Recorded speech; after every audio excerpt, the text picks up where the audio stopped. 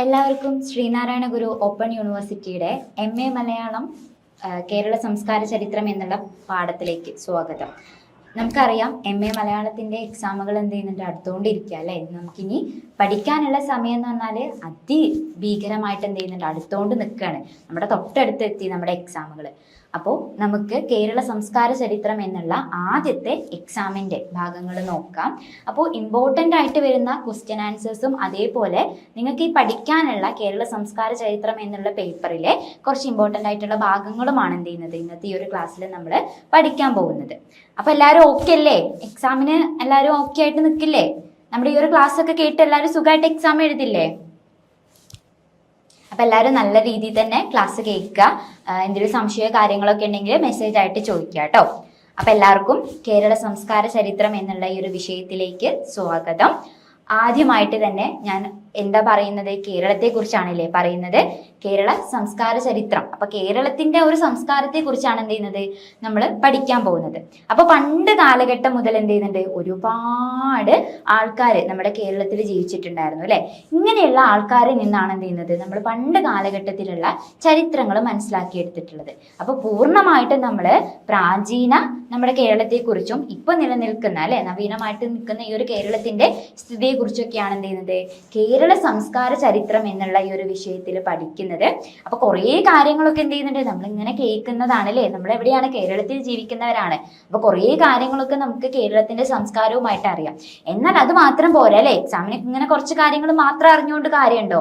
ഒരിക്കലുമില്ല. അപ്പൊ നമുക്ക് കൂടുതലായിട്ട് എന്തറിയണം, നമ്മുടെ ഈ എക്സാമിനുള്ള കാര്യങ്ങളിൽ എന്തൊക്കെ ഭാഗങ്ങളാണ് പഠിക്കേണ്ടത് എന്നുള്ള ഒരു കാര്യം എന്ത് ചെയ്യണം, അറിയണം. അപ്പൊ കേരള സംസ്കാര ചരിത്രം എന്നുള്ള ഈ ഒരു മെഗാ ലൈവിൽ നമ്മൾ എന്ത് ചെയ്യുന്നുണ്ട്, മുഴുവനായിട്ടും നമ്മുടെ ഈ ഒരു സിലബസ് അല്ലെ, ഈ ഒരു സബ്ജക്റ്റിനെ ബേസ് ചെയ്തിട്ടാണ് എന്ത് ചെയ്യുന്നത് നമ്മളിതിലെ ക്വസ്റ്റ്യൻ ആൻസേഴ്സും നോട്ട്സും കാര്യങ്ങളൊക്കെ എടുത്തിട്ടുള്ളത്. അപ്പൊ നമുക്ക് അതിലേക്ക് പോകാം. ആദ്യമായിട്ട് ചോദിച്ചിട്ടുള്ളത് നമ്മുടെ കേരളത്തിലെ പ്രാചീന തുറമുഖങ്ങൾ ഏതെല്ലാമാണ്, അവ വിദേശ ബന്ധങ്ങളെ എങ്ങനെ സ്വാധീനിച്ചു? എന്താ ചോദിച്ചിട്ടുള്ളത്? കേരളത്തിലെ പ്രാചീന തുറമുഖങ്ങൾ ഏതെല്ലാമാണ്, അവ വിദേശ ബന്ധങ്ങളെ എങ്ങനെ സ്വാധീനിച്ചു? അപ്പൊ നിങ്ങൾ ശ്രദ്ധിക്കേണ്ട കാര്യം എന്താന്ന് വെച്ചാല്, നമുക്കറിയാം ഇന്നത്തെ പോലെ എന്ത് ചെയ്യുന്നുണ്ട്, ഗതാഗത മാർഗം നമുക്ക് ഉണ്ടായിരുന്നില്ല. അന്ന് എന്ത് ചെയ്യുന്നുണ്ട്, നമ്മുടെ കായലുകളെ അല്ലെങ്കിൽ എന്ത് ചെയ്യുന്നുണ്ട് നദികളെ കടലുകളെയൊക്കെയാണ് ആശ്രയിച്ചിട്ട് ഗതാഗത മാർഗം സ്വീകരിച്ചിരുന്നത്. അപ്പൊ അതുകൊണ്ട് തന്നെ വിദേശികളായിട്ടുള്ള വ്യാപാരികൾ എന്ത് ചെയ്യുന്നുണ്ട്, കേരളവുമായിട്ടുള്ള ഒരു വാണിജ്യ ബന്ധം നിലനിർത്തുന്നതിന് വേണ്ടിയിട്ട് നമ്മളെ തുറമുഖങ്ങളെയാണ് അടിസ്ഥാനമാക്കി എടുത്തിട്ടുണ്ട് ല്ലേ. അപ്പൊ കേരളത്തിന്റെ പണ്ട് കാലഘട്ടത്തിലെ ഗതാഗത മാർഗം എന്ന് പറഞ്ഞാല് അത് തുറമുഖങ്ങളെ അടിസ്ഥാനമാക്കിയിട്ടായിരുന്നു. അപ്പൊ പ്രാചീന തുറമുഖങ്ങൾ ഏതൊക്കെയാണെന്ന് വളരെ ഇമ്പോർട്ടന്റ് ആയിട്ടുള്ള കാര്യമാണ് അല്ലെ, പ്രാധാന്യം നിറഞ്ഞിട്ടുള്ള കാര്യം ആയതുകൊണ്ട് തന്നെ എന്താ അറിയണം, ആ തുറമുഖങ്ങൾ ഏതൊക്കെയാണെന്നും ആ തുറമുഖങ്ങളുമായിട്ട് ബന്ധപ്പെട്ട് നിൽക്കുന്ന വിദേശ ബന്ധങ്ങൾ ഏതൊക്കെയാണെന്നും നമ്മൾ അറിയണം. അപ്പൊ കേരളത്തിലെ തുറമുഖങ്ങളെയാണ് നമ്മൾ ആദ്യം നോക്കുന്നത്.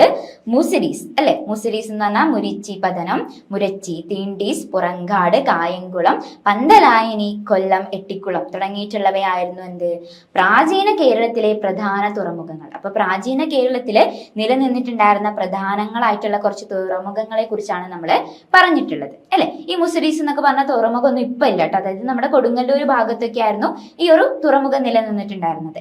ഇനി ഈ തുറമുഖങ്ങളും വഴി എന്ത് ചെയ്യുന്നുണ്ട്, റോമൻ, അറബി, ചൈനീസ്, യൂറോപ്യൻ കച്ചവടക്കാരുമായിട്ട് ശക്തമായിട്ടുള്ള വിദേശ ബന്ധം എന്ത് ചെയ്യുന്നുണ്ട്, നിലനിൽക്കുന്നുണ്ട്. അപ്പൊ തുറമുഖങ്ങൾ ഒരു ഭാഗത്തുണ്ട്, ആ തുറമുഖങ്ങളുമായിട്ട് എന്ത് ചെയ്യുന്നുണ്ട്, റോമക്കാര്, അറബികള്, ചൈനീസ്, യൂറോപ്യൻ തുടങ്ങിയിട്ടുള്ള വിദേശികളായിട്ടുള്ള വ്യാപാരം എന്ത് ചെയ്യുന്നുണ്ട് കേരളത്തിൽ നിലനിന്നിട്ടുണ്ടായിരുന്നു. കേരളത്തിലെ പ്രധാന കയറ്റുമതി ഇനമായിരുന്ന കുരുമുളകായിരുന്നു. യൗവനന്മാർക്ക് കൊടുങ്ങല്ലൂരിൽ കോളനിയും റോമ ചക്രവർത്തി ആയിട്ടുള്ള അഗസ്റ്റിന് ഒരു ക്ഷേത്രവും ഇവിടെ ഉണ്ടായിരുന്നു. അപ്പൊ വെറുതെ എന്ത് ചെയ്യുന്നില്ല, നമ്മുടെ വിദേശികൾ കേരളത്തിൽ വന്നിട്ട് തുറമുഖങ്ങളിൽ എന്ത് ചെയ്യുന്നുണ്ട്, വെറുതെ വന്ന് നിൽക്കുക മാത്രമല്ല, മറിച്ച് എന്ത് ചെയ്യുന്നുണ്ട്, അവരുടേതായിട്ടുള്ള സ്ഥാനം ഉറപ്പിക്കാൻ കൂടി എന്ത് ചെയ്യുന്നുണ്ട് കേരളത്തിൽ ശ്രമിച്ചിരുന്നു അല്ലെ. അപ്പോൾ നമ്മുടെ യൗവനപ്രിയ എന്ന് പറഞ്ഞാൽ എന്താണ്, കുരുമുളകാണ് കേട്ടോ. ഇത് എക്സാമിന് ചോദിച്ചിരുന്നൊരു ചോദ്യമായിരുന്നു. യൗവനപ്രിയ എന്ന് വിശേഷിപ്പിക്കുന്ന കേരളത്തിലുള്ള വസ്തു ഏത്, അതേതാണ്, കുരുമുളകാണ് കേട്ടോ. അപ്പൊ യൗവനന്മാർക്ക് എന്ത് ചെയ്യുന്നുണ്ട്, പ്രിയങ്കരമായിട്ടുള്ളതാണ് കുരുമുളക്. ആ കുരുമുളക് ശേഖരിക്കാനായിരുന്നു എന്ത് ചെയ്യുന്നത് ഏറ്റവും ഏറ്റവും കൂടുതൽ വിദേശികൾ നമ്മുടെ കേരളത്തിലേക്ക് വന്നിട്ടുള്ളത്.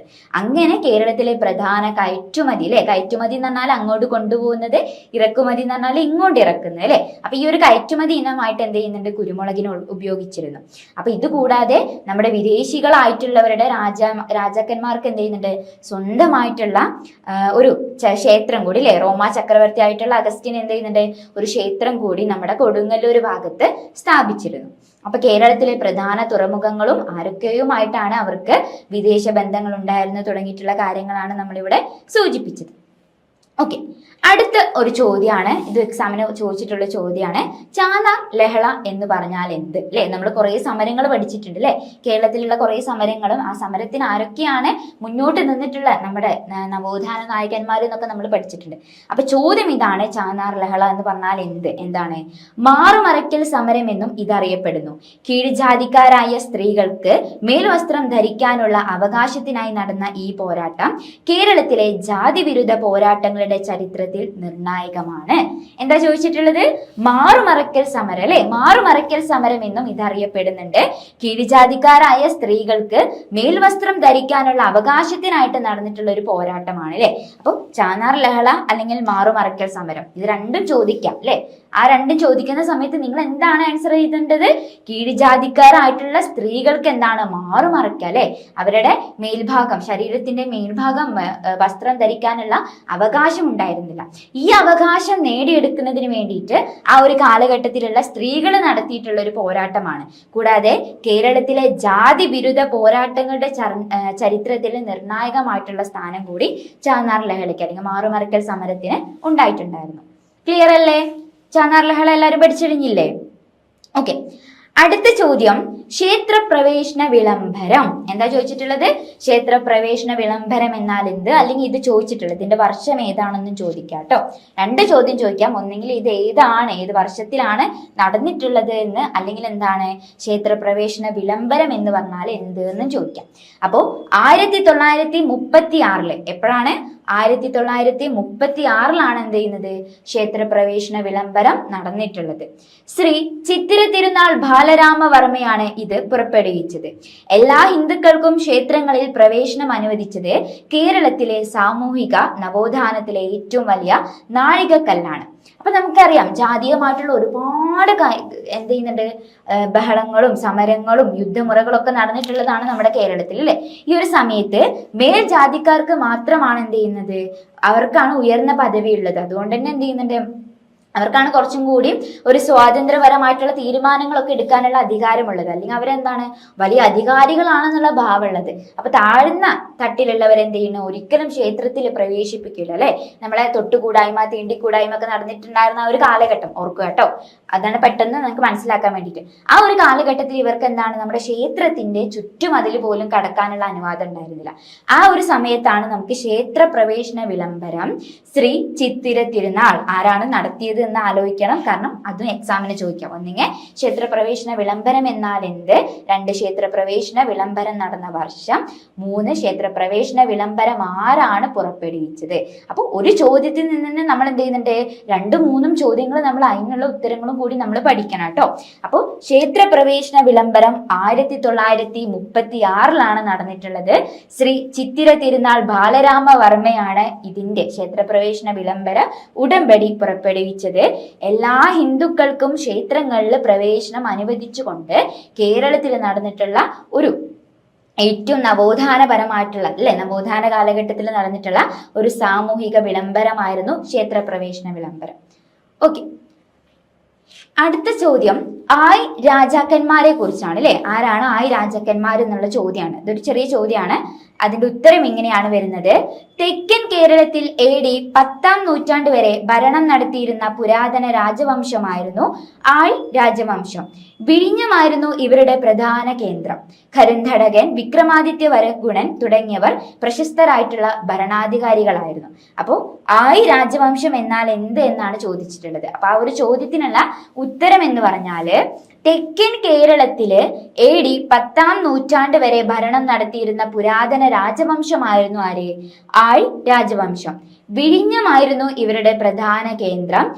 കരുന്ധടകൻ, വിക്രമാദിത്യ വരഗുണൻ തുടങ്ങിയിട്ടുള്ളവരായിരുന്നു ഈ ഒരു ആഴി രാജവംശത്തിലെ പ്രധാനികളായിട്ടുള്ള ഭരണാധികാരികൾ. ഓക്കെ, അടുത്ത ചോദ്യം, സാധുജന പരിപാലന യോഗം എന്ന് പറഞ്ഞാൽ എന്ത്? അല്ലെ, എന്താ ചോദിച്ചിട്ടുള്ളത്? സാധുജന പരിപാലന യോഗം എന്ന് പറഞ്ഞാൽ എന്ത്, അല്ലെങ്കിൽ ഇത് നടന്നിട്ടുള്ള വർഷം ഏത്, അല്ലെങ്കിൽ ആരാണ് ഇതിന് നേതൃത്വം കൊടുത്തിട്ടുള്ളത്? ഇങ്ങനൊക്കെ പ്രതീക്ഷിക്കാട്ടോ. ഞാൻ ആ ഒരു ചോദ്യം അവിടെ കൊടുത്തുന്നേ ഉള്ളൂ. എന്ത് ചെയ്യുന്നുണ്ട്, ഒരു ആൻസർ, അതിന്റെ ഒരു ഉത്തരത്തിൽ നിന്ന് നമുക്ക് എന്താ ചെയ്യാം, ഒരുപാട് ചോദ്യങ്ങളും ഉത്തരങ്ങളും ഉണ്ടാക്കാം. സാധുജന പരിപാലന യോഗം 1907 അയ്യങ്കാളി സ്ഥാപിച്ച സംഘടനയാണിത്. ദളിത് വിഭാഗങ്ങളുടെ വിദ്യാഭ്യാസത്തിനും പൗരാവകാശങ്ങൾക്കും വേണ്ടി ഈ പ്രസ്ഥാനം വലിയ പോരാട്ടങ്ങൾ നടത്തി. എന്താ പറഞ്ഞിട്ടുള്ളത്? 1907 അയ്യങ്കാളി സ്ഥാപിച്ച സംഘടനയാണിത്. ദളിത് വിഭാഗങ്ങളുടെ വിദ്യാഭ്യാസത്തിനും പൗരാവകാശങ്ങൾക്കും വേണ്ടിയിട്ടാണ് എന്ത് ചെയ്യുന്നത്? സാധുജന പരിപാലന യോഗം. അപ്പൊ സാധുജന പരിപാലന യോഗം എന്ന് പറഞ്ഞാല് സാധാരണക്കാർക്ക് വേണ്ടിയിട്ട്, അല്ലെ, അവരുടെ ആ ഒരു വിഭാഗത്തിന് വേണ്ടിയിട്ട്, അവരുടെ വിദ്യാഭ്യാസത്തിനും അവകാശങ്ങൾക്കും വേണ്ടിയിട്ട് നമ്മുടെ 1907 അയ്യങ്കാളി സ്ഥാപിച്ചിട്ടുള്ള ഒരു സംഘടനയാണ് ഇത് സാധുജന പരിപാലന യോഗം. ഓക്കെ, അടുത്ത ചോദ്യം ഇതാണ്, ആയ് രാജാക്കന്മാരുടെ ചരിത്രം സംഗ്രഹിച്ചെഴുതുക. അപ്പൊ ആദ്യം ആരാണ് ആയ് രാജവംശം എന്ന് നമ്മൾ പറഞ്ഞു അല്ലെ. ഇനി നമുക്ക് എന്ത് ചെയ്യുന്നുണ്ട്, ആ രാജാക്കന്മാരുടെ ചരിത്രത്തെ കുറിച്ചാണ് നമ്മൾ കൊടുക്കുന്നത്. ദക്ഷിണ കേരളത്തിലെ ഏറ്റവും പഴയ രാജവംശമാണ് ആയ് രാജവംശം. പമ്പ മുതൽ കന്യാകുമാരി വരെയുള്ള സഹ്യപർവ്വത മേഖലകൾ ഉൾപ്പെടെയുള്ള പ്രദേശങ്ങൾ ഇവരുടെ കീഴിലായിരുന്നു. അല്ലെ, എന്താ പറഞ്ഞിട്ടുള്ളത്? ദക്ഷിണ കേരളത്തിലെ ഏറ്റവും വലിയ രാജവംശമാണ് ഇത് ആയ് രാജവംശം. പമ്പ മുതൽ കന്യാകുമാരി വരെയുള്ള സഹ്യപർവ്വത മേഖലകൾ ഉൾപ്പെടെയുള്ള പ്രദേശങ്ങൾ എന്ത് ചെയ്യുന്നുണ്ട്? ആയ് രാജവംശത്തിന്റെ കീഴിലായിരുന്നു. ശ്രദ്ധിക്കണം, പമ്പ മുതൽ കന്യാകുമാരി വരെ കേട്ടോ. ആദ്യകാലത്ത് പൊതിയമ്മലയും പിന്നീട് വിഴിഞ്ഞവും ഇവരുടെ ആസ്ഥാനങ്ങളായിരുന്നു. ആനയായിരുന്നു ഇവരുടെ പ്രധാനമായിട്ടുള്ള രാജമുദ്ര. അപ്പൊ പണ്ട് കാലത്ത് നമ്മുടെ പൊതിയന്മലയും അതേപോലെ വിഴിഞ്ഞവുമായിരുന്നു ഇത് ആയ് രാജവംശത്തിന്റെ ആസ്ഥാനം. ആസ്ഥാനം എന്ന് പറഞ്ഞാൽ ആ ഒരു ഭരണം കേന്ദ്രീകരിച്ച് നിന്നിട്ടുണ്ടായിരുന്ന പ്രദേശം. പിന്നീട് ആനയായിരുന്നു എന്ത്? ഇവരുടെ പ്രധാനമായിട്ടുള്ള രാജമുദ്ര. അല്ലെ, ഓരോ രാജവംശത്തിന് എന്ത് ചെയ്യുന്നുണ്ട്? ഓരോ മുദ്രകൾ ഉണ്ടായിരിക്കും അല്ലെ. അങ്ങനെ നമ്മുടെ ആയ് രാജവംശത്തിന്റെ ആ ഒരു ആയി എന്ത് ചെയ്യുന്നുണ്ട്? ആന എന്നാലോചിച്ചാൽ മതി. അപ്പൊ ആനയായിരുന്നു എന്ത്? ഇവരുടെ പ്രധാനമായിട്ടുള്ള രാജമുദ്ര. ആയിഢരൻ, തിരയൻ, അതിയൻ എന്നിവർ സംഘകാലത്തെ പ്രമുഖ രാജാക്കന്മാരായിരുന്നു. പിൻകാലത്ത് ചടയൻ, കരുന്ധടകൻ അഥവാ പാർത്ഥിവപുരം ശാല സ്ഥാപകൻ, വിക്രമാദിത്യ വരഗുണൻ ശ്രീമൂലവാസം ബുദ്ധവിഹാരത്തിന് ഭൂമി നൽകിയതിനാൽ കേരളത്തിലെ അശോക ചക്രവർത്തി എന്നറിയപ്പെടുന്നു. ഇവരൊക്കെ എന്ത് ചെയ്യുന്നുണ്ട്? ഇതിലെ പ്രശസ്തി ആർജിച്ചിട്ടുള്ള രാജാക്കന്മാരായിരുന്നു. അപ്പോ ആയിഢരൻ, തിതിയൻ, അതിയൻ എന്നിവരും പിൻകാലത്ത് ചടയൻ, കരുന്ധടകൻ അഥവാ നമ്മുടെ പാർത്ഥിവപുരം ശാല സ്ഥാപിച്ചിട്ടുള്ള വ്യക്തി, പിന്നെ വിക്രമാദിത്യ വരഗുണൻ തുടങ്ങിയിട്ടുള്ളവരൊക്കെ എന്ത് ചെയ്യുന്നുണ്ട്? ഈ ഒരു കാലഘട്ടത്തില് നമ്മുടെ ആയ് രാജവംശത്തിൽ വന്നിട്ടുള്ളവരായിരുന്നു. അടുത്ത ചോദ്യം, മടലേറൽ എന്നാൽ എന്തെന്ന് വിശദീകരിക്കുക. അപ്പൊ നമ്മൾ സംഘ കാലഘട്ടത്തിലാണ് എന്ത് ചെയ്യുന്നത്? ഈ ഒരു മടലേറ് അല്ലെ, മടലേറ് എന്ന് പറഞ്ഞിട്ടുള്ള ഈ ഒരു കാര്യത്തെ കുറിച്ച് പഠിച്ചിട്ടുണ്ടായിരുന്നത്. സംഘകാലത്ത് നിലനിന്നിരുന്ന ഒരു വിചിത്രമായിട്ടുള്ള പ്രേമ വിവാഹ ആചാരമാണിത്. ഇത് എക്സാമിന് ചോദിച്ചിട്ടുള്ള ഒരു ചോദ്യമാണ് കേട്ടോ. എന്താണ് മടലേറൽ എന്ന് പറഞ്ഞാൽ എന്നുള്ളൊരു ചോദ്യം വന്നിട്ടുണ്ട്. ഏകപക്ഷീയമായി പ്രേമമുള്ള കാമുകൻ തന്റെ കാമുകിയോടുള്ള അനുരാഗം സഹിക്കവയ്യാതെ പൂമല ചൂടി പനമടൽ കൊണ്ടുണ്ടാക്കിയ കുതിരപ്പുറത്ത് കയറി തന്റെ പ്രണയം പരസ്യമായി വിളിച്ചു പറഞ്ഞ് ഉപവാസം അനുഷ്ഠിക്കുന്ന രീതിയാണിത്. ഇങ്ങനെ ചെയ്യുന്നതിലൂടെ ഒന്നെങ്കിൽ കാമുകിയെ വിവാഹം കഴിക്കാൻ സാധിക്കും, അല്ലെങ്കിൽ കാമുകന്റെ ജീവിതം അവസാനിക്കും. തോൽക്കാപ്യത്തിൽ ഇതിനെക്കുറിച്ച് പരാമർശമുണ്ട്. അപ്പൊ എന്താണ് മടലേറൽ എന്ന് പറഞ്ഞിട്ടുള്ള ആ ഒരു കാര്യത്തെയാണ് പറയുന്നത്. അപ്പൊ പണ്ട് കാലഘട്ടം അല്ലെ, സംഘ കാലഘട്ടത്തിൽ നടന്നിട്ടുള്ള ഒരു പ്രേമ വിവാഹ രീതിയാണിത്.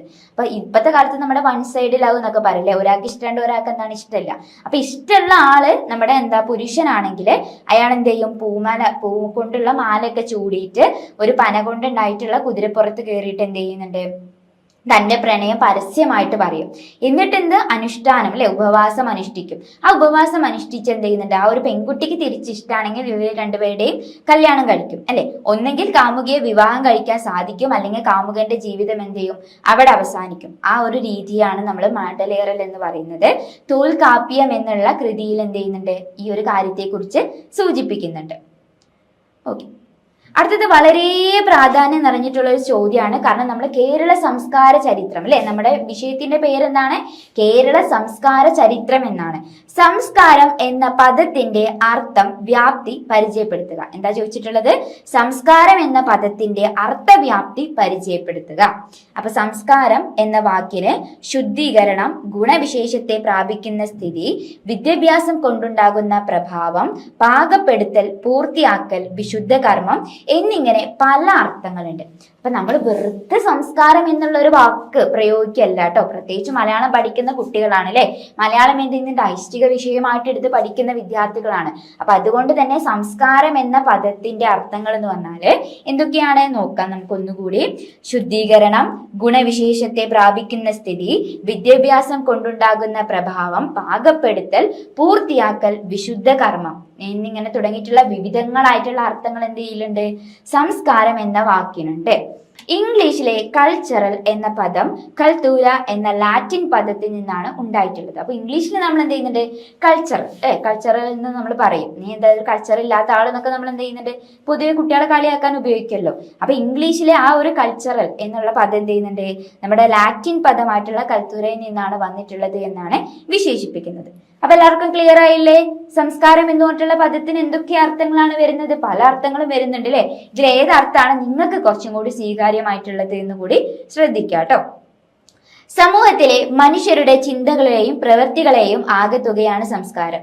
ഇത് ജന്മന ലഭിക്കുന്നതല്ല. ജീവിത രീതി, ഭാഷ, ആചാരങ്ങൾ, കല, സാഹിത്യം എന്നിവയിലൂടെ തലമുറകളിലേക്ക് കൈമാറുന്ന പൈതൃക ബോധമാണ്. അപ്പൊ സംസ്കാരം എന്ന് പറഞ്ഞാൽ എന്താണ്? കുറേ കാര്യങ്ങൾ നമ്മുടെ സംസ്കാരത്തിന് അർത്ഥങ്ങൾ കൊടുത്തു അല്ലെ. എന്നാൽ പൊതുവെ സംസ്കാരം എന്ന് പറഞ്ഞാല് സമൂഹത്തിലെ മനുഷ്യരുടെ ചിന്തകളെയും പ്രവൃത്തികളുടെയും ആകെത്തുകയാണ് അല്ലെ. മനുഷ്യരുടെ ചിന്തകളുടെയും പ്രവൃത്തികളുടെയും ആകെത്തുകയാണ് സംസ്കാരം എന്ന് പറയുന്നത്. ഇത് ജന്മന നമുക്ക് ലഭിക്കുന്നതല്ല. ജീവിത രീതി, ഭാഷ, ആചാരങ്ങൾ, കല, സാഹിത്യം തുടങ്ങിയിട്ടുള്ളവയിൽ നിന്നാണ് എന്ത് ചെയ്യുന്നത്? നമ്മുടെ ഓരോ തലമുറയ്ക്ക് ഇതിങ്ങനെ കൈമാറ്റം ചെയ്യപ്പെടുന്നത് അല്ലെ. ഇപ്പൊ നമ്മളിങ്ങനെ പറയും നമ്മുടെ സ്വഭാവം എങ്ങനെയാണ്, ആ ഒരു സ്വഭാവത്തെ അടിസ്ഥാനമാക്കിയിട്ടാവും എന്ത് ചെയ്യാം അടുത്തൊരു തലമുറയ്ക്ക് നമ്മൾ അത് പകർന്നു കൊടുക്കുക. അപ്പൊ നമ്മുടെ സ്വഭാവം മാറ്റേണ്ടത് ആരാണ്? നമ്മൾ തന്നെയാണ് അല്ലെ. അടുത്ത ചോദ്യത്തിലേക്ക് പോകാം. കേരളത്തിലെ പർവ്വതങ്ങൾക്കും മലകൾക്കും ചരിത്രത്തെ രൂപപ്പെടുത്തുന്നതിൽ ഒരു വലിയ പങ്കുണ്ട്. വിശദീകരിക്കുക. ചോദ്യം ഇങ്ങനെയാണ്, ഒന്നും കൂടി ചോദ്യം വായിക്കാം. കേരളത്തിലെ പർവ്വതങ്ങൾക്കും മലകൾക്കും ചരിത്രത്തെ രൂപപ്പെടുത്തുന്നതിൽ ഒരു നല്ല പങ്കുണ്ട്. വിശദീകരിക്കുക. അപ്പൊ ഈ ഒരു സമയത്ത് നിങ്ങളുടെ മനസ്സിൽ എന്ത് വേണം? നമ്മുടെ ഒരു കേരളത്തിന്റെ ഭൂപടം അല്ലെ. ഭൂപടം എന്താണ്? നിങ്ങളുടെ മനസ്സിൽ വരണം. ഇത്രത്തോളം മനോഹരമാണ് നമ്മുടെ കേരളം എന്നുള്ള കാര്യം എന്താണ്? എല്ലാവർക്കും അറിയാം അല്ലെ. അപ്പൊ ആ ഒരു കേരളത്തിന്റെ മനോഹരമായിട്ടുള്ള ആ ഒരു കാര്യത്തെ അടിസ്ഥാനമാക്കിയിട്ടാണ് നമ്മളോട് ഈ ഒരു ചോദ്യം ചോദിച്ചിട്ടുള്ളത്. കിഴക്ക് പശ്ചിമഘട്ട മലനിരകൾ കേരളത്തിന് അയൽ സംസ്ഥാനങ്ങളുമായി ബന്ധപ്പെടുത്താൻ പാതകൾ ഒരുക്കുന്നതിനോടൊപ്പം ശത്രുക്കളിൽ നിന്നും സ്വാഭാവികമായിട്ടുള്ള പ്രതിരോധവും തീർത്തിട്ടുണ്ട്. അപ്പോൾ പശ്ചിമഘട്ടം അല്ലെ, കിഴക്ക് പശ്ചിമഘട്ട മലനിരകൾ കേരളത്തിലുള്ളത് എന്താണ്? അന്യ സംസ്ഥാനത്തേക്കുള്ള ഒരു നടപ്പാത സൃഷ്ടിക്കുക എന്ന് മാത്രമല്ല, മറിച്ച് ശത്രുക്കളിൽ നിന്നുള്ള ഒരു പ്രതിരോധ മാർഗം കൂടിയായിട്ടാണ് എന്ത് ചെയ്യുന്നത്? നമ്മൾ ആ ഒരു വനത്തെ കണക്കാക്കുന്നത്. പശ്ചിമഘട്ടവും നീണ്ട കടൽ തീരവും കേരളത്തിന്റെ കാലാവസ്ഥയെയും അതുവഴി സൈനിക നീക്കങ്ങളെയും നിയന്ത്രിച്ചിരുന്നു. മഴക്കാലത്ത് മലകളിൽ നിന്നുള്ള കുത്തൊഴുക്കനും നദികളിലെ വെള്ളപ്പൊക്കവും കാരണം യുദ്ധങ്ങൾ നിർത്തിവെക്കാറുണ്ടായിരുന്നു. അപ്പൊ പണ്ട് കാലഘട്ടത്തിലെ യുദ്ധസമയം അല്ലെ, കേരളത്തിന്റെ ചരിത്രമാണ് നമ്മൾ പഠിക്കുന്നത്. അപ്പൊ പണ്ട് കാലഘട്ടത്തിലെ സൈനികപരമായിട്ടുള്ള യുദ്ധതന്ത്രങ്ങളൊക്കെ ഉണ്ടാവുന്ന സമയത്ത് പശ്ചിമഘട്ടം അവിടെ എന്ത് ചെയ്യുന്നുണ്ട്? ഒരുപാട് മലകളും വനങ്ങളും ഒക്കെ നിറഞ്ഞിട്ടുള്ളതാണ് അല്ലെ. ഈ ഒരു വനവും മരമൊക്കെ ഉള്ളത് കൊണ്ട് തന്നെ എന്ത് ചെയ്യുന്നുണ്ട്?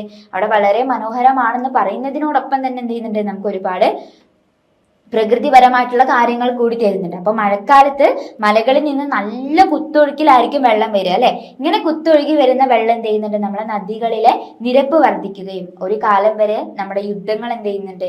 നിർത്തിവെക്കുകയും ചെയ്തിരുന്നു. പ്രാചീന കാലത്തെ ഏഴിമല, പൊതിയൻമല തുടങ്ങിയ മലയോര മേഖലകൾ പ്രമുഖ രാജവംശങ്ങളുടെ, അതായത് നമ്മുടെ നന്ദനായി രാജാക്കന്മാരുടെ ശക്തി കേന്ദ്രങ്ങളായിട്ടുള്ള ആസ്ഥാനങ്ങളായിരുന്നു. അപ്പൊ ആയി രാജവംശനും പിന്നെന്ത് ചെയ്യുന്നുണ്ട്? നമ്മുടെ നന്ദൻ രാജവംശമൊക്കെ എവിടെ നിലനിന്നിട്ടുള്ളത്? ഇങ്ങനെയുള്ള പ്രാചീന ഏഴിമലയിലും പൊതിയൻമലയിലും ഒക്കെയാണ് നിലനിന്നിട്ടുണ്ടായിരുന്നത്. അപ്പൊ ഒരു പരിധി വരെ യുദ്ധങ്ങൾ എന്താണ് തടുത്തു നിർത്തുന്നത് ഈ രീതിയിലുള്ള മലകൾ വഴിയാണ് കേട്ടോ. ഓക്കെ. അപ്പൊ ഇതാണ് നമ്മുടെ കേരളത്തിലെ ആ ഒരു മലകൾ. നമ്മൾ ഒരു 15 മാർക്കിനൊക്കെയാണ് ചോദിക്കുന്നത് വെച്ചാല് നമുക്ക് എന്താണ് കേരളത്തെ എങ്ങനെയൊക്കെയാണ് തിരിച്ചിട്ടുള്ളത്, ഇടനാട്, മലനാട്, തീരപ്രദേശം എന്നൊക്കെ തിരിച്ചിട്ടുണ്ട്. പിന്നീട് നമ്മൾ എന്ത് ചെയ്യുന്നുണ്ട്, അതിന്റെ ഭൂപ്രകൃതിപരമായിട്ടും അതെങ്ങനെയാണ് നമ്മുടെ സൈനികപരമായിട്ടുള്ള ശക്തികൾക്ക് പ്രചോദനമായിട്ട് നിൽക്കുന്നത് തുടങ്ങിയിട്ടുള്ള കാര്യങ്ങൾ നമ്മൾ അവിടെ സൂചിപ്പിക്കണം. ഓക്കെ, അടുത്ത ചോദ്യം, കേരളത്തിലെ ആയുർവേദ ചികിത്സയ്ക്ക് ബുദ്ധമതം നൽകിയ സംഭാവനകൾ എന്തൊക്കെയാണ്? നമ്മുടെ ബ്രാഹ്മണ മതം അല്ലെ, ആര്യന്മാരുടെ വരവോട് കൂടിയിട്ടാണ് ബുദ്ധ ജൈന മതങ്ങൾ കേരളത്തിൽ നിന്നും പോയത് എന്നുള്ള കാര്യം നമ്മൾ പഠിച്ചു കഴിഞ്ഞിട്ടുണ്ട്. അപ്പോൾ ഈ ഒരു ബുദ്ധമതം അത് എത്രത്തോളം ആയുർവേദ ചികിത്സയ്ക്ക്, കേരളത്തിന്റെ ആയുർവേദ ചികിത്സയ്ക്ക് ഈ ഒരു ബുദ്ധമതം എത്രത്തോളം സംഭാവനകളാണ് നൽകിയിട്ടുള്ളത് എന്നുള്ള ഒരു കാര്യമാണ് നമ്മളോട് ചോദിച്ചിട്ടുള്ളത്. അപ്പൊ ആദ്യമായിട്ട് നമുക്ക് പറയാനുള്ളത്, കേരളത്തിലെ ഏറ്റവും വലിയ ബുദ്ധമതം വ്യവഹാര കേന്ദ്രമാണ് ശ്രീമൂലവാസം. ഒന്ന് നോട്ട് ചെയ്യാൻ പറ്റുകയാണെങ്കിൽ നോട്ട് ചെയ്തോളൂ കേട്ടോ, നല്ല കാര്യമാണ്.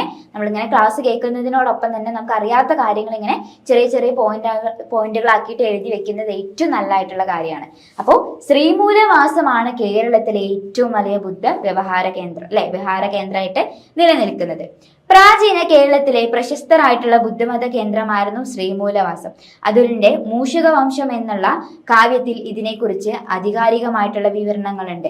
വിക്രമാദിത്യ വരഗുണൻ എന്ന രാജാവ് ഈ ബുദ്ധ വിഹാരത്തിന് വലിയ തോതിൽ ഭൂസ്വത്തുക്കൾ എന്ത് ചെയ്യുന്നുണ്ട്, പ്രദാനം ചെയ്തിട്ടുണ്ട് എന്നതാണ് മറ്റൊരു കാര്യം.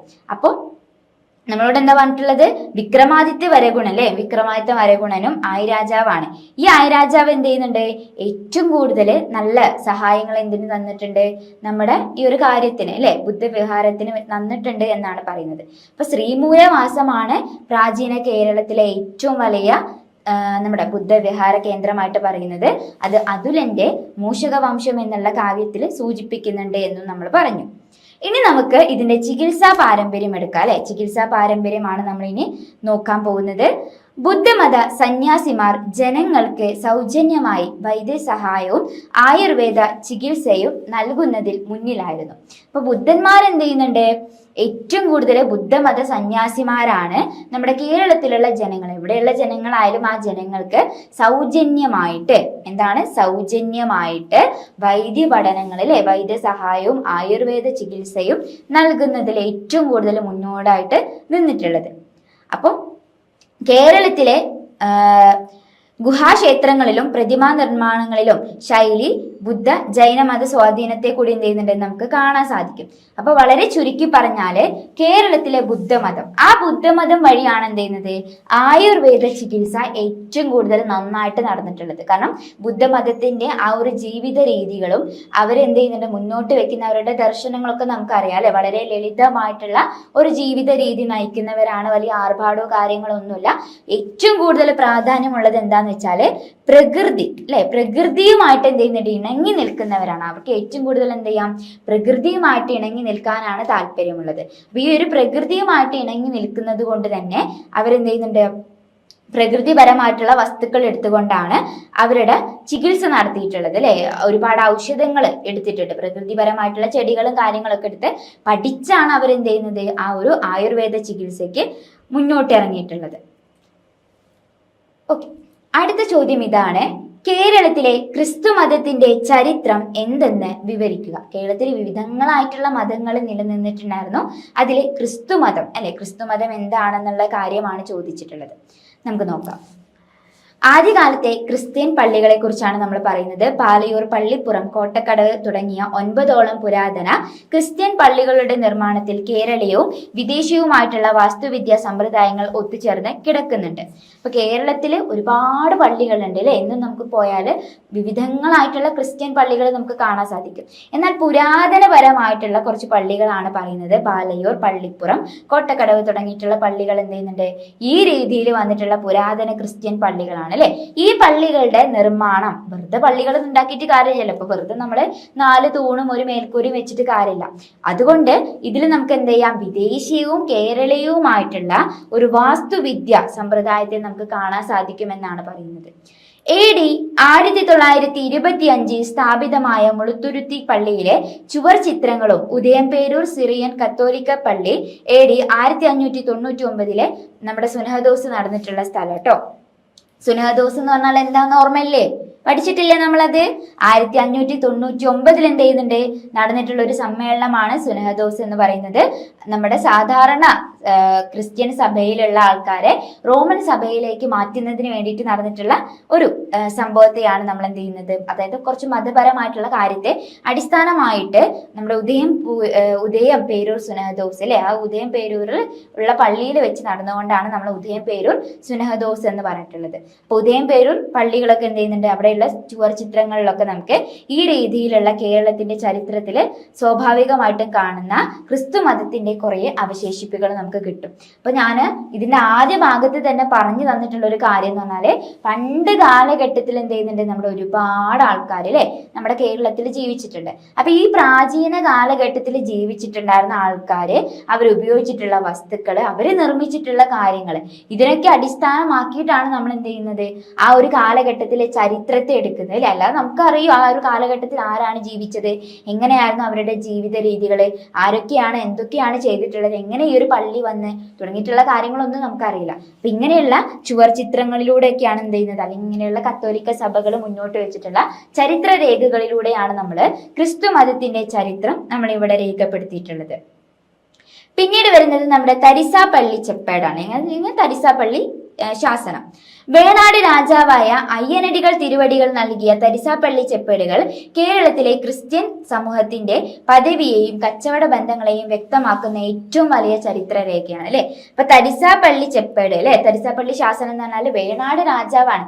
ആ വേണാട് രാജാവിന്റെ ഈ ഒരു കാലഘട്ടത്തില് എങ്ങനെയാണ് വേണാട് രാജാവ് നിലനിന്നിട്ടുണ്ടായിരുന്നത്, ആ ഒരു സമയത്ത് അദ്ദേഹം എന്ത് ചെയ്യുന്നുണ്ട്, ഇവിടെ ആർക്ക്, നമ്മുടെ ക്രിസ്ത്യൻ സഭകൾക്ക് വേണ്ടിയിട്ട് നടത്തിയിട്ടുള്ള കാര്യങ്ങളെ കുറിച്ചാണ് പറയുന്നത്. അപ്പൊ ഈ രീതിയിൽ ആ ഒരു കച്ചവട ബന്ധങ്ങളെ വ്യക്തമാക്കുന്ന ഏറ്റവും വലിയ ചരിത്ര രേഖയായിട്ടാണ് നമ്മൾ തരിസാപ്പള്ളി ചെപ്പേടിനെ കണക്കാക്കുന്നത്. ഈ ഒരു സമയത്താണ് പിന്നീട് നമ്മുടെ മിഷണറിമാരുടെ വരവ് അല്ലെ. എന്താ ചോദിച്ചിട്ടുള്ളത്, മിഷണറിമാരുടെ വരവ്.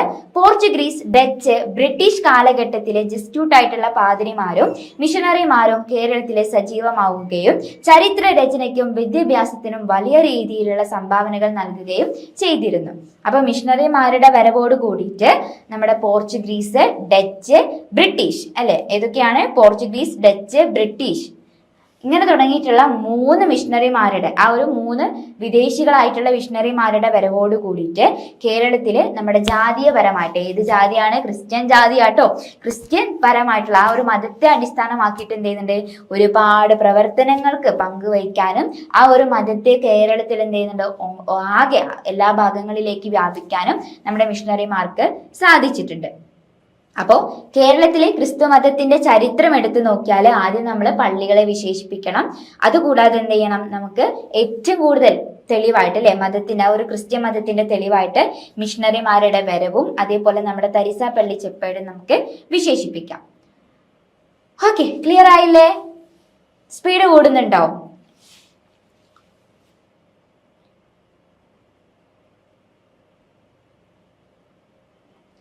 ഓക്കെ, ഇനി നമുക്ക് കേരളത്തിലെ അനുഷ്ഠാന കലകളെ കുറിച്ച് വിവരിക്കുക. എന്താ ചോദിച്ചിട്ടുള്ളത്, കേരളത്തിലുള്ള അനുഷ്ഠാന കലകൾ അല്ലെ. അനുഷ്ഠാന കലകൾ എന്ന് പറഞ്ഞാല് ഓരോ സമുദായത്തിനെ കേന്ദ്രീകരിച്ച് നിൽക്കുന്ന കലകളാണ് കേട്ടോ. അതിനെയാണ് നമ്മൾ അനുഷ്ഠാന കലകൾ. നമ്മൾ എന്ത് ചെയ്യുന്നുണ്ട്, ഇത് നിരന്തരം അനുഷ്ഠിച്ചു വരിക അല്ലെ, അഥവാ ചെയ്തു വരിക. അനുഷ്ഠിക്കുക എന്ന് പറഞ്ഞാൽ ചെയ്തുകൊണ്ട് വരികയാണ്, പ്രവർത്തിച്ചുകൊണ്ട് വരികയാണ് അല്ലെ. അപ്പൊ കേരളത്തിലെ അനുഷ്ഠാന കലകളെ കുറിച്ചാണ് ഇനി നമ്മളോട് വിവരിക്കാൻ പറഞ്ഞിട്ടുള്ളത്. അപ്പൊ ആദ്യമായിട്ട് അതിൽ വരുന്നത് തെയ്യം. തെയ്യം എന്ന് പറഞ്ഞാൽ എന്താണ്, കണ്ണൂരുകാരില്ലേ, കണ്ണൂർ എന്ന് പറഞ്ഞിട്ടുള്ള ആ ഒരു ജില്ലയിൽ പ്രധാനമായിട്ട് നിൽക്കുന്ന ഒരു അനുഷ്ഠാന കലയാണ്. അപ്പോൾ ഉത്തര മലബാറിലെ കോലോത്തുനാട് വളരെ പ്രസിദ്ധമായിട്ടുള്ള ഒരു അനുഷ്ഠാന കലയാണ് തെയ്യം. ഏഴുമലയുടെ പരിസര പ്രദേശങ്ങളിൽ ഇന്നും കൊട്ടിയാടി വരുന്ന എട്ടിക്കുളം ഭഗവതി, പുതിയ ഭഗവതി, പൂമാല ഭഗവതി എന്നിവ ഇതിന് ഉദാഹരണങ്ങളാണ്. അപ്പൊ തെയ്യം എന്ന് പറഞ്ഞാൽ എന്ത് ചെയ്യുന്നുണ്ട്, കോലോത്തുനാടില് പണ്ട് കാലം തൊട്ടേ കോലോത്തുനാടില് പ്രധാനമായിട്ടും അനുഷ്ഠിച്ചു വരുന്ന ഒരു കലയാണ് തെയ്യം. ഏഴിമല പരിസര പ്രദേശങ്ങളിൽ ഇന്നും എന്ത് ചെയ്യുന്നുണ്ട്, ഈ രീതിയിൽ നമ്മൾ പുതിയ ഭഗവതി, എട്ടിക്കുളം ഭഗവതി, പൂമാല ഭഗവതി തുടങ്ങിയിട്ടുള്ള ഭഗവതി തെയ്യങ്ങളെ കെട്ടിയാടുന്നുണ്ട് അല്ലെ. ഭയങ്കര മനോഹരമായിട്ടുള്ള വേഷത്തിൽ എന്ത് ചെയ്യുന്നുണ്ട്, നല്ല ഭംഗിയോട് കൂടിയിട്ട് തെയ്യം വേഷങ്ങൾ നമ്മൾ കാണുന്നുണ്ട്. ആ ഒരു അനുഷ്ഠാന കലയെ നമ്മൾ കാണുന്നുണ്ട്. പിന്നീട് വരുന്നത് കൂത്തും കൂടിയാട്ടവും. പിന്നീട് ഏതാ വരുന്നത്, കൂത്തും കൂടിയാട്ടവും. ഈ കൂത്തും കൂടിയാട്ടവും അമ്പലങ്ങൾ അല്ലെ, നമ്മുടെ ക്ഷേത്രങ്ങളെ കേന്ദ്രീകരിച്ച് നിൽക്കുന്ന അനുഷ്ഠാന കലയാണ്. അപ്പൊ ഈ കൂത്തും കൂടിയാട്ടം, തെയ്യം അത് തന്നെയാണ് കേട്ടോ. അപ്പൊ കൂത്തും കൂടിയാട്ടമൊക്കെ അനുഷ്ഠാന കലകളാണ്. കൂത്തമ്പലങ്ങളിലാണ് ഇത് കൂടുതലായിട്ട് കണ്ടുവരുന്നത്. കേരളീയ വാസ്തുവിദ്യയുടെ കലകളുടെയും മികവ് വിളിച്ചോതുന്ന വേദികളാണ് കൂത്തമ്പലങ്ങൾ. ഇരിങ്ങാലക്കുട കൂടൽമാണിക്യ ക്ഷേത്രം, വടക്കുനാഥ ക്ഷേത്രം, ഹരിപ്പാട് സുബ്രഹ്മണ്യ ക്ഷേത്രം എന്നിവിടങ്ങളിലെ കൂത്തമ്പലങ്ങൾ ഇതിന് മികച്ച ഉദാഹരണങ്ങളാണ്. അപ്പൊ കൂത്തും കൂടിയാട്ടം എവിടെയാണ് നടത്തുന്നത്? കൂത്തമ്പലങ്ങളിലാണ് നടത്തുന്നത് അല്ലെ. ഈ കൂത്തമ്പലങ്ങളുടെ ഒരു മികവ് എന്ന് പറഞ്ഞാല് കേരളത്തിലെ ഒരു വാസ്തുവിദ്യ അല്ലെ. വാസ്തുവിദ്യ എന്ന് പറഞ്ഞാൽ നമ്മുടെ മരം കൊണ്ട് അല്ലെ നമ്മൾ എങ്ങനെയാണ് ഒരു മനോഹരമായിട്ട് ഒരു ശില്പമാക്കി തീർക്കുന്നത്, ആ രീതിയിൽ മനോഹരമാക്കിയിട്ടുള്ള കുറച്ച് കൂത്തമ്പലങ്ങളാണ് നമ്മുടെ വടക്കുനാഥ ക്ഷേത്രം, കൂടൽമാണിക്യ ക്ഷേത്രം, ഹരിപ്പാട് സുബ്രഹ്മണ്യ ക്ഷേത്രം തുടങ്ങിയിട്ടുള്ളവ. അപ്പൊ ഇവിടൊക്കെ എന്ത് ചെയ്യുന്നുണ്ട്? മികച്ചതായിട്ടുള്ള കൂത്തമ്പലങ്ങൾ നമുക്ക് കാണുവാന് സാധിക്കും. ഇനി ഈ ഒരു രീതിയിൽ വരുന്ന മറ്റ് അനുഷ്ഠാന നൃത്തങ്ങൾ സംഘകാലത്തെ പലന്തിണയുമായി അഥവാ മരുഭൂമി പ്രദേശവുമായി ബന്ധപ്പെട്ട വേട്ടുപാവരി, തുണകക്കൂത്ത് തുടങ്ങിയ നൃത്തരൂപങ്ങൾ നിലനിന്നിരുന്നതായും അവ ചേര രാജാക്കന്മാർ പ്രോത്സാഹിപ്പിച്ചതായും ചരിത്രത്തിൽ കാണാം. കൂടാതെ യുദ്ധങ്ങളിൽ രാജാവോ സേനാനായകനോ മരിച്ചാൽ കുരവൈക്കൂത്ത് എന്നൊരു നൃത്തം എന്ത് ചെയ്യുന്നുണ്ട്? അവിടെ നടത്തുമായിരുന്നു. അപ്പൊ പണ്ട് കാലഘട്ടം മുതൽ എന്ത് ചെയ്യുന്നുണ്ട്? അനുഷ്ഠാന രീതിയിലുള്ള കലകള് നടത്തിയിരുന്നു എന്നതാണ് പറയുന്നത്. ഇനി നമുക്ക് വളരെ നമ്മുടെ കേരള സംസ്കാര ചരിത്രം എന്നുള്ള ഈ ഒരു ഭാഗത്ത് അല്ലെ, ഈ ഒരു വിഷയത്തിൽ നമുക്ക് ഏറ്റവും കൂടുതൽ അറിയേണ്ടതായിട്ടുള്ള ഒരു രീതിയാണ് ഭൂപ്രകൃതി സവിശേഷതകളുടെ അടിസ്ഥാനത്തിൽ ദ്രാവിഡ ദേശത്തെ തിണകളായി തരംതിരിച്ചിരുന്നു. എങ്ങനെയാണ് നമ്മൾ തിണകളായിട്ട് അല്ലെ, തിണകൾ എന്ന് പറഞ്ഞാല് ഭൂപ്രദേശങ്ങളെ തിരിച്ചിരുന്ന രീതിയാണ് ചോദിക്കുന്നത് കേട്ടോ. എന്താ ചോദിച്ചിട്ടുള്ളത്? ഭൂപ്രദേശങ്ങളെ തിരിച്ചിട്ടുള്ള രീതി. സംഘകാലത്ത് ഭൂപ്രകൃതിയുടെയും ജീവിത രീതികളുടെയും അടിസ്ഥാനത്തില് ഭൂമിയെ 5 തിണകളായി തരംതിരിച്ചിരുന്നു. അവ താഴെ പറയുന്നു. അപ്പൊ ഏതൊക്കെ രീതിയായിട്ടാണ്? സംഘകാലഘട്ടത്തിലെ ഭൂപ്രകൃതിയെയും ജീവിത രീതികളെയും, ഭൂപ്രകൃതി ജീവിത രീതി, ആ 2 ഘടകത്തെ അടിസ്ഥാനമായിട്ട് 5 ഭൂപ്രദേശങ്ങളായിട്ട് നമ്മൾ തിരിച്ചിട്ടുണ്ടായിരുന്നു. ഇതിനെയാണ് നമ്മൾ ഐന്തിണകൾ അഥവാ 5 തിണകൾ എന്ന് പറയുന്നത്. അപ്പോൾ ഏതൊക്കെയാണ് അവരുടെ പ്രധാനമായിട്ടുള്ള ഭൂപ്രകൃതി ഏത്, പ്രധാന തൊഴിൽ ഏത്, ആരാധനമൂർത്തി ഏത് തുടങ്ങിയിട്ടുള്ള കാര്യങ്ങൾ ഒന്ന് സൂചിപ്പിച്ച് പോകുന്നുണ്ട്. ഓക്കെ, ഫസ്റ്റത്തെ ഏതാണ്? കുറിഞ്ചി. മലകളും കാടുകളും നിറഞ്ഞ പ്രദേശം, വേട്ടയാടൽ, തിനക്കൃഷി, തേനീച്ചക്കരിക്കൽ തുടങ്ങിയവയായിരുന്നു പ്രധാനമായിട്ടുള്ള തൊഴിലുകൾ. മുരുകനായിരുന്നു ഇവരുടെ ആരാധനമൂർത്തി. അപ്പോൾ ഒന്നാമത്തെ തിണ ഏതാണ്? കുറിച്ചി അല്ലെ. കുറിഞ്ചിയാണ് നമ്മുടെ ഒന്നാമത്തെ തിണയായിട്ട് വരുന്നത്. അപ്പൊ കുറിഞ്ചി എന്ന് പറഞ്ഞാല് മലകളും കാടുകളും നിറഞ്ഞിട്ടുള്ള പ്രദേശങ്ങളായിരുന്നു. അപ്പൊ അതുകൊണ്ട് തന്നെ അവരുടെ തൊഴിൽ എന്ന് പറയുമ്പോൾ ഏതൊക്കെയാണ് നിങ്ങൾക്ക് ഓർമ്മ വരേണ്ടത്? കൃഷി ഉണ്ടായിരിക്കും അല്ലെ. അതേപോലെ വലിയ കാടൊക്കെ ആയിട്ട് എന്ത് ചെയ്യുന്നുണ്ട്? തേനീച്ച ഉണ്ടായിരിക്കും, വേട്ടയാടൽ തുടങ്ങിയിട്ടുള്ളവയായിരുന്നു പ്രധാന തൊഴില്. മുരുകനായിരുന്നു അവരുടെ പ്രധാനമായിട്ടുള്ള മൂർത്തി, ആരാധന മൂർത്തി അല്ലെ. ഇനി കുറിഞ്ചി കഴിഞ്ഞ അടുത്ത് വരുന്ന പാലെ. ജല ദൗർബല്യമുള്ള വരണ്ട മരുഭൂമി പ്രദേശമായിരുന്നു പാലെ. കൊള്ളയടിക്കൽ, മൃഗവേട്ട തുടങ്ങിയവയായിരുന്നു പ്രധാനമായിട്ടുള്ള അവരുടെ തൊഴിലുകള്. കൊറ്റവെ അഥവാ നമ്മുടെ യുദ്ധദേവത കേട്ടോ. ഇത് എക്സാമിന് ചോദിച്ചിട്ടുള്ള ഒരു ചോദ്യമാണ്. കൊച്ചവെ എന്ന് പറഞ്ഞാൽ എന്താണ്? അത് യുദ്ധദേവതയാണ് അഥവാ രണദേവത എന്ന് നമ്മൾ വിശേഷിപ്പിക്കും. അപ്പൊ പാല എന്ന് പറഞ്ഞാല് ജലദൗർബല്യം, അവിടെ എന്താണ്? ജലമില്ല അല്ലെ. വളരെ ജലദൗർബല്യമുള്ള ഒരു പ്രദേശമായിരുന്നു. അതുകൊണ്ട് തന്നെ കൊള്ളയടിക്കലും മൃഗവേട്ടയൊക്കെ ആയിരുന്നു പ്രധാനമായിട്ടും അവിടെ നിലനിന്നിട്ടുണ്ടായിരുന്നത്. ഇനി മുല്ല എന്ന് പറഞ്ഞാല്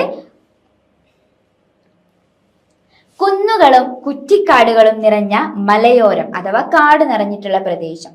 കാലി വളർത്തൽ, പയർവർഗ കൃഷി തുടങ്ങിയവയായിരുന്നു പ്രധാനമായിട്ടും അവിടെ ഉണ്ടായിരുന്നത്. ഇവരുടെ മായൻ അഥവാ വിഷ്ണു ആയിരുന്നു പ്രധാനമായിട്ടുള്ള ആരാധനമൂർത്തി. അടുത്തത് മരുതം. വയലുകളും ജലാശയങ്ങളും നിറഞ്ഞ സമതല പ്രദേശം. നെൽകൃഷി അഥവാ ഉഴവർ ആയിരുന്നു. ഉഴവർ എന്ന് പറഞ്ഞാൽ എന്ത് ചെയ്യുന്നത്? ഉഴുന്ന് അല്ലെ, ഉഴുന്നിങ്ങനെ മറിക്കുന്നവര്. പിന്നെ ഇവരുടെ പ്രധാന ദൈവം ഇന്ദ്രൻ അഥവാ വേദനായിരുന്നു. അടുത്തത് നെയ്തൽ. കടലും കടൽ തീരവും ഉൾപ്പെടുന്ന പ്രദേശം. മത്സ്യബന്ധനം, ഉപ്പുണ്ടാക്കൽ, കച്ചവടമായിരുന്നു പ്രധാനമായിട്ടും അവരുടെ വരുമാന മാർഗം. വരുണൻ അല്ലെ. വരുണൻ എന്ന് പറഞ്ഞാൽ എന്താണ്? നമ്മുടെ കടലിന്റെ ദേവൻ എന്നാണ് വിശേഷിപ്പിക്കുക അല്ലെ. കടൽ ദേവൻ എന്നാണ് വിശേഷിപ്പിക്കുക. ആ വരുണനായിരുന്നു ആര്? നമ്മുടെ നെയ്തലിന്റെ ആരാധനമൂർത്തിയായിട്ട് നിലനിന്നിട്ടുണ്ടായിരുന്നത്. അപ്പൊ കുറിഞ്ചി, പാലെ, മുല്ലേ, മരുതം, നെയ്തൽ, അതാണ് നമ്മൾ ഐന്തിണകൾ അല്ലെ. 5 ഐന്തിണകൾ എന്ന് വിശേഷിപ്പിക്കുന്നത് അതുകൊണ്ടാണ്.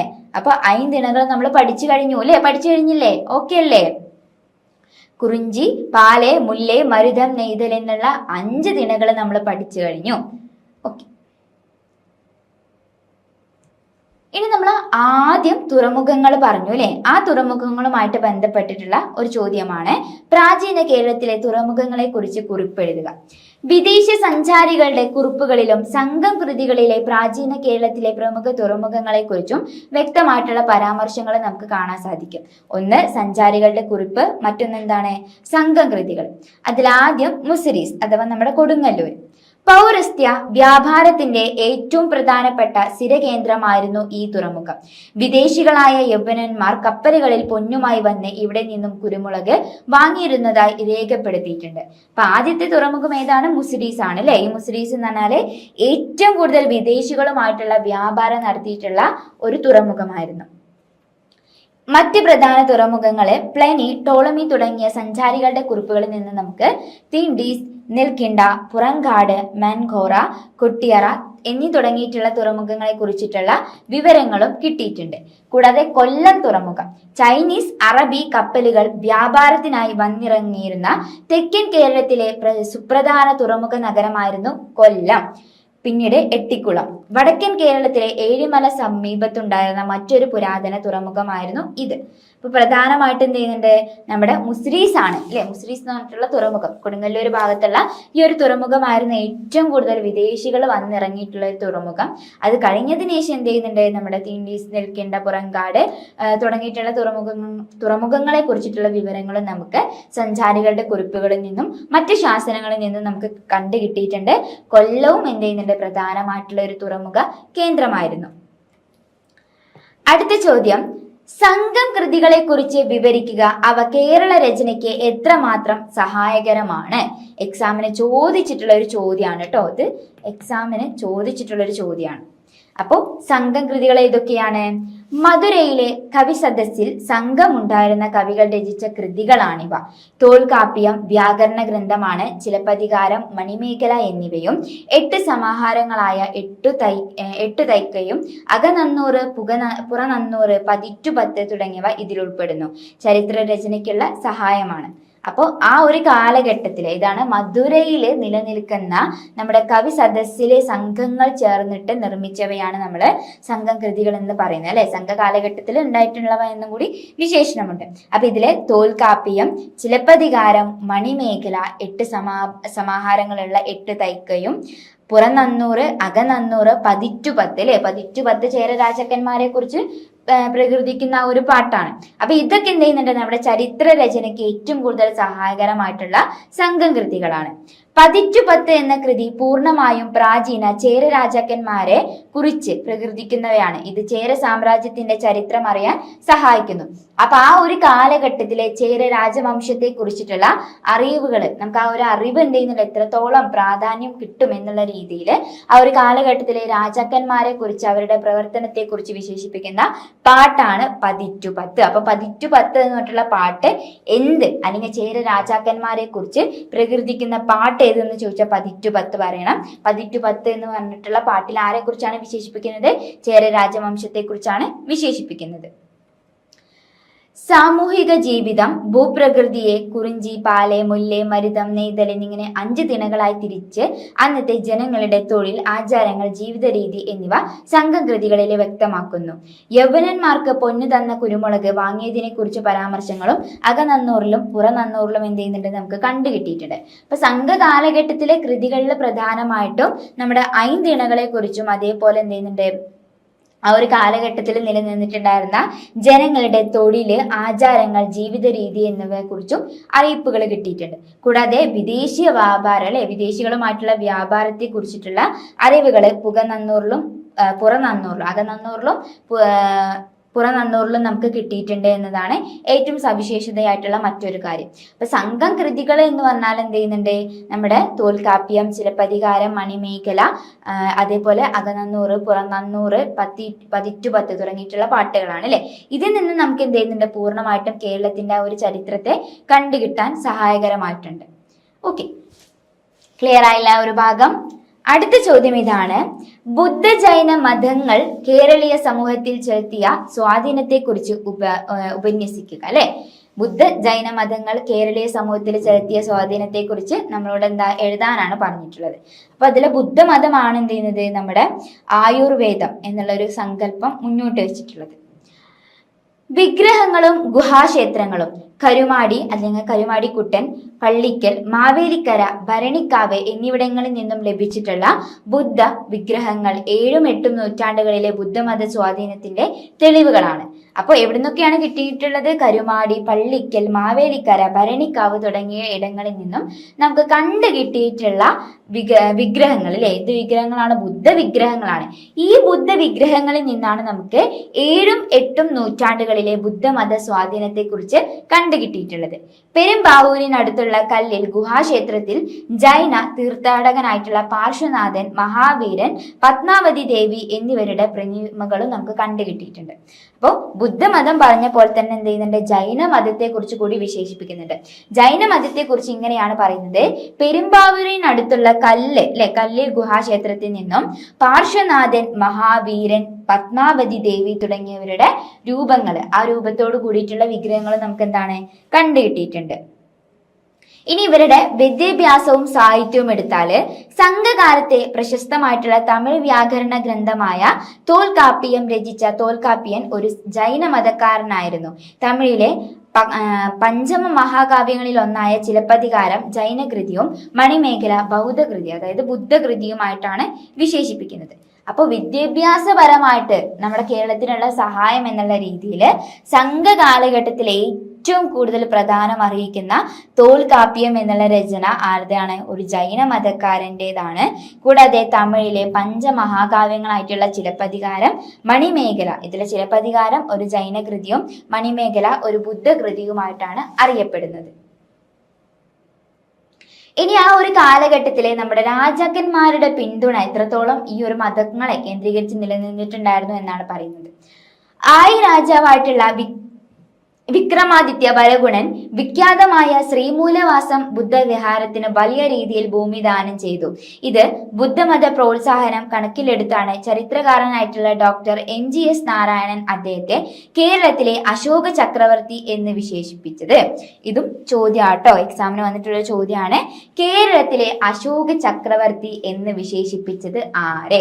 അല്ലെങ്കിൽ ആരെയാണ് വിക്രമാദിത്യ വരഗുണനെ ബുദ്ധ മതവുമായി കേന്ദ്രീകരിച്ച് നിൽക്കുന്ന പേരെന്ത് എന്നുള്ളൊരു ചോദ്യം ചോദിക്കാം.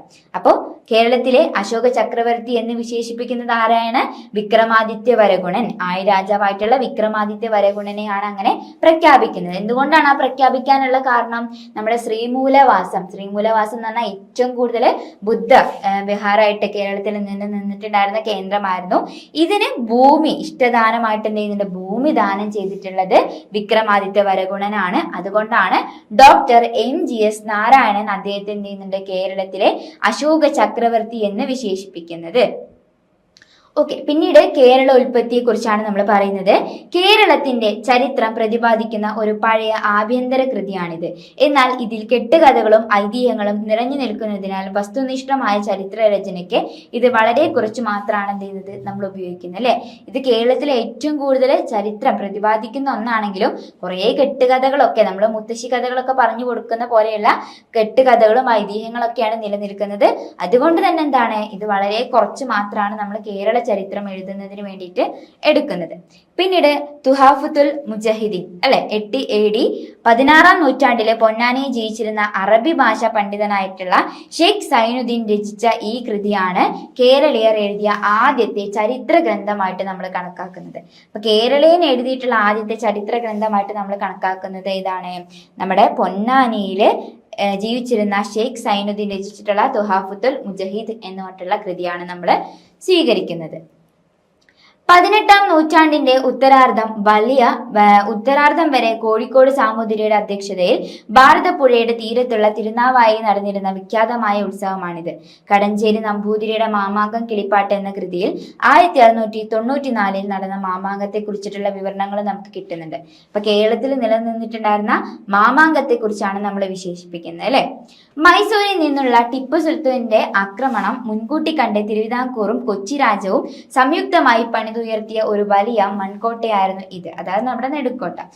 ടിപ്പുവിന്റെ സൈന്യം ഇത് ഇടിച്ചു നിരത്തിയെങ്കിലും ഇതിന്റെ അവശിഷ്ടങ്ങൾ നമുക്ക് ചാലക്കുടി അടുത്തുള്ള പല ഭാഗങ്ങളിൽ നിന്നും കിട്ടിയിട്ടുണ്ട്. അപ്പൊ ഈ രീതിയിൽ എന്ത് ചെയ്യുന്നുണ്ട്, ഒരുപാട് സഹായകരമായിട്ടുള്ള കാര്യങ്ങൾ കൂടി നമ്മളിവിടെ വിശേഷിപ്പിക്കുന്നുണ്ട് അല്ലെ. ഓക്കെ,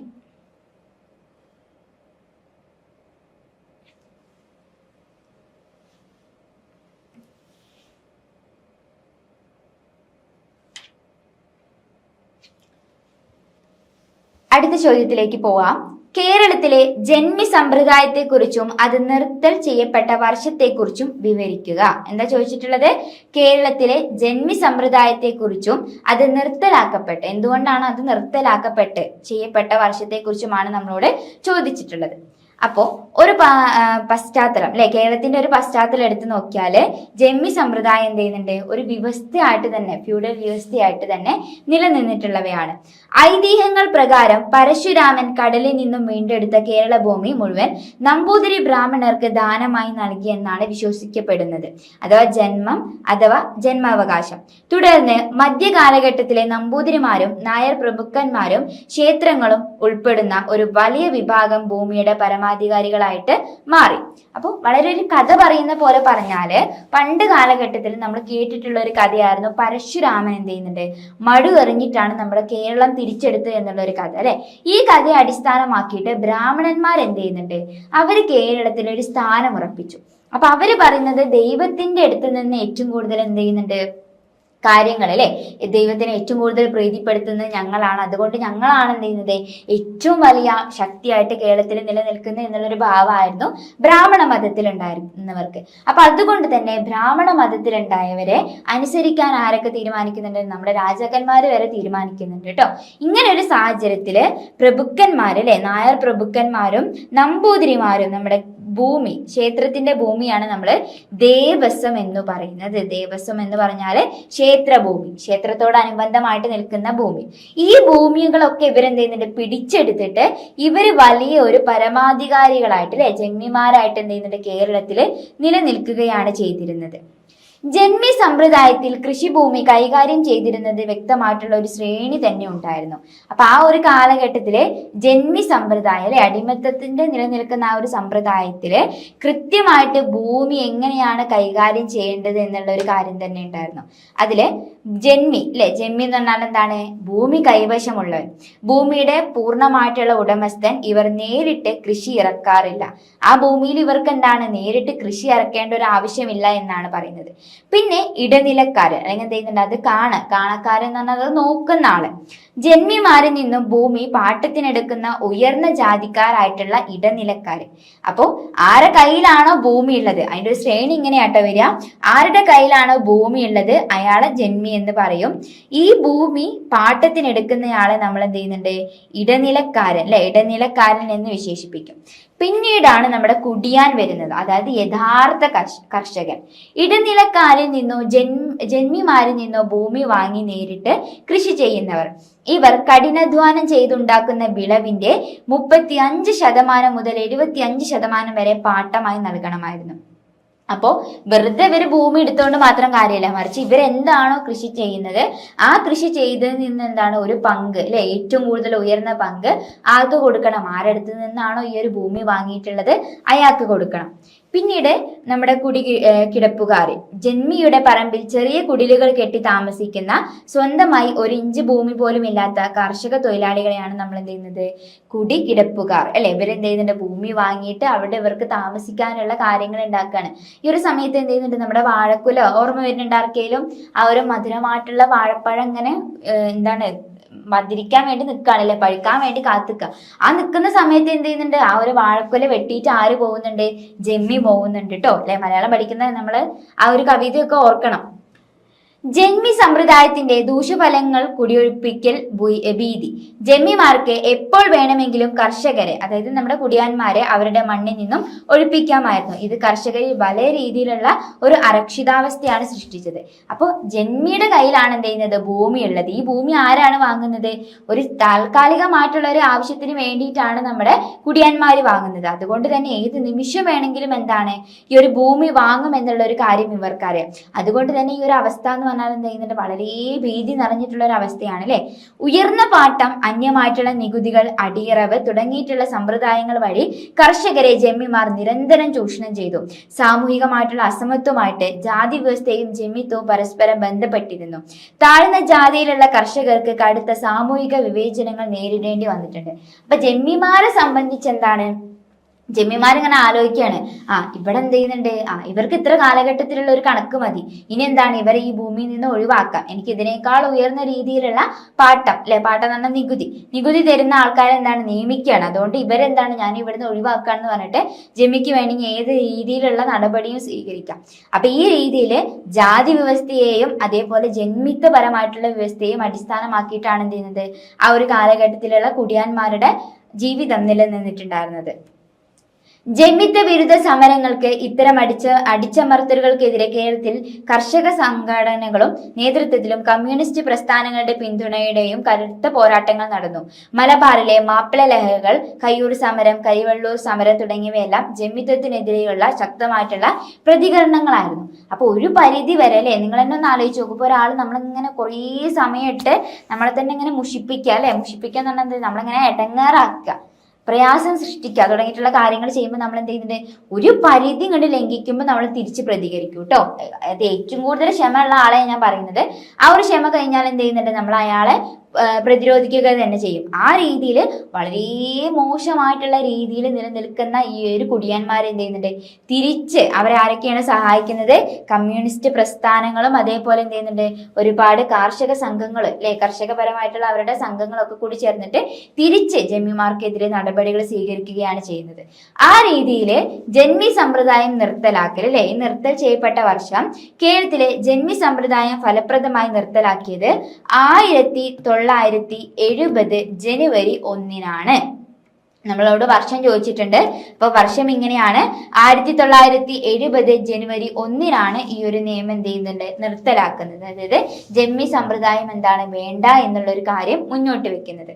1957 EMS നമ്പൂതിരിപ്പാടിന്റെ നേതൃത്വത്തിലുള്ള ആദ്യത്തെ കമ്മ്യൂണിസ്റ്റ് സർക്കാർ കേരള കാർഷിക ബന്ധ ബിൽ അവതരിപ്പിച്ചു.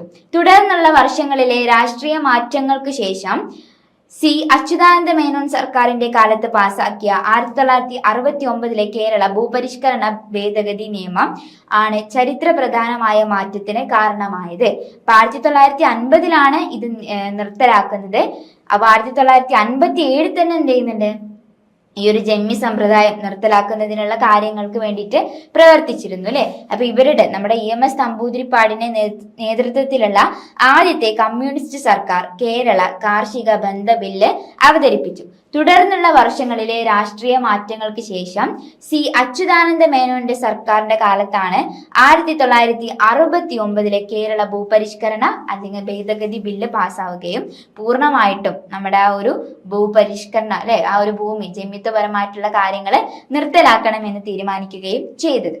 ഇത് ഈ വർഷത്തെ ഈ ചരിത്ര പ്രധാന നിയമം പൂർണ്ണ തോതിൽ പ്രാബല്യത്തിൽ വന്നത് 1970 ജനുവരി 1 ഈ ദിവസം കേരളത്തിലെ ഫ്യൂഡൽ ജന്മി സമ്പ്രദായം ഔദ്യോഗികമായിട്ട് അവസാനിച്ചു. അപ്പൊ എന്നാണ് 1970 ജനുവരി 1 ഔദ്യോഗികമായിട്ട് കേരളത്തിലെ ഫ്യൂഡൽ ജന്മി സമ്പ്രദായം നിർത്തലാക്കിയത്. ഭൂപരിഷ്കരണ നിയമത്തിന്റെ പ്രധാന സവിശേഷതകൾ ജന്മിത്വത്തിന്റെ പൂർണ്ണമായിട്ടുള്ള നിരോധനമായിരുന്നു. സംസ്ഥാനവും യഥാർത്ഥ കർഷകരും തമ്മിലുള്ള എല്ലാ ഇടനിലക്കാരുടെ അവകാശങ്ങളും നിർത്തലാക്കി. അപ്പോൾ ഭൂമിയിലെ ആരുടെ കയ്യിലാണ് ഭൂമി നിലനിൽക്കുന്നത്, ആ ഭൂമിയുമായിട്ട് ജന്മിയുമായിട്ട് എന്ത് ചെയ്യുന്നുണ്ട് ഉള്ള ആ ഒരു നടപടിയാണ് നിർത്തലാക്കിയത്. ഭൂമി പൂട്ടുവന് ഭൂമിയുടെ ഉടമാവകാശം. അപ്പൊ ആരാണോ ഭൂമിയിൽ പണിയെടുക്കുന്നത് അല്ലെ, ഭൂമി പൂട്ടുന്ന ആരാണോ അവർക്കാണ് എന്ത് ചെയ്യുന്നത് ആ ഒരു ഭൂമിയിലുള്ള അവകാശം എന്ന ലക്ഷ്യമാണ് എന്ത് ചെയ്യുന്നത് ഈ ഒരു പ്രവർത്തനത്തിലൂടെ കൈവരിച്ചത്. കുടിയാന്മാർക്ക് ഉടമാവകാശം കിട്ടി.